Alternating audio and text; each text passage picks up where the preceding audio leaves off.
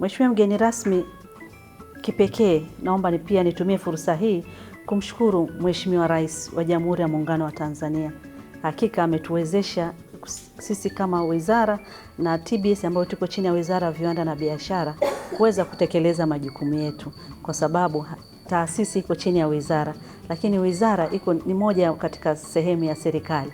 Kwa kupitia Mheshimiwa Rais na Mheshimiwa Waziri, tunawashukuru sana Shirika la Viwango Tanzania kwa kutupa nafasi na kutuwezesha kutekeleza majukumu yetu ya msingi ambayo kulinda afya na usalama wa Tanzania, lakini pia kuwezesha sekta ya viwanda na biashara. Mheshimiwa mgeni rasmi, Shirika la Viwango Tanzania kwa muda mrefu, hii si mara ya kwanza, tumekuwa tunatekeleza jukumu la kurudisha kwa jamii. Huwa tunafanya mara nyingi, na kama mwaka mmoja uliopita tuliwahi kupata pia tuzo ya kutambulika na wenzetu wenye ulemavu wa ngozi kwa kurudisha kwa jamii. Lakini pia katika kazi zetu huwa tunawatambua sana wenzetu katika kurudisha kwa jamii katika makundi mbalimbali.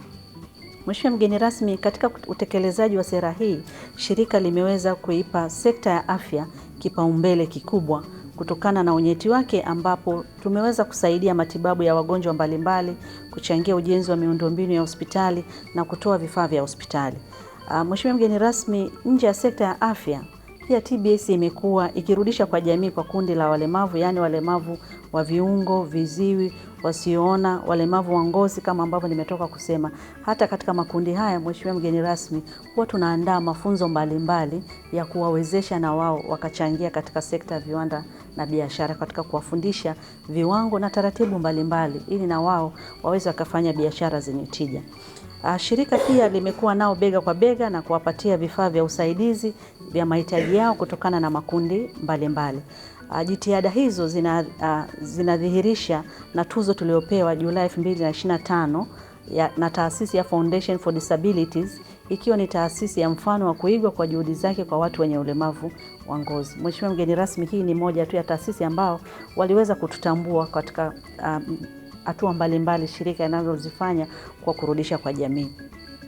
Hivyo jitihada hizi za kurudisha kwa jamii ni dhamira ya dhati kabisa ya Shirika la Viwango Tanzania katika kuongeza tija, ufanisi na kuchangia maendeleo ya jamii ambayo inatuzunguka. Mheshimiwa mgeni rasmi, uwajibikaji kwa jamii kwa maana ya CSR, ambapo linatumika mara nyingi kwa kifupi, ni mpango ambao unaakisi dhamira ya dhati ya shirika ya kuitumikia jamii kwa upana nje ya mipaka ya majukumu yake ya msingi ya kila siku. Lakini pia kupitia sera hii ya CSR, shirika linalenga kujenga mshikamano na jamii na kutoa msaada kwa makundi yenye uhitaji maalum, ikiwa ni pamoja na makundi yaliyopo katika mazingira magumu. Mheshimiwa mgeni rasmi, juhudi hizi zimechangia kwa kiasi kikubwa katika kujenga na kuimarisha imani, heshima na mahusiano mazuri ya shirika na wadau wake mbalimbali. Hii ni kuonyesha kabisa ni kwamba na sisi tunashirikiana na jamii ambayo inatuzunguka, na watumishi wa Shirika la Viwango Tanzania na wenyewe ni sehemu ya jamii, kwa tuna wajibu mkubwa wa kurudi katika jamii. Hali hii imeongeza ushirikiano na uelewa pamoja na kufikia malengo mbalimbali ya maendeleo.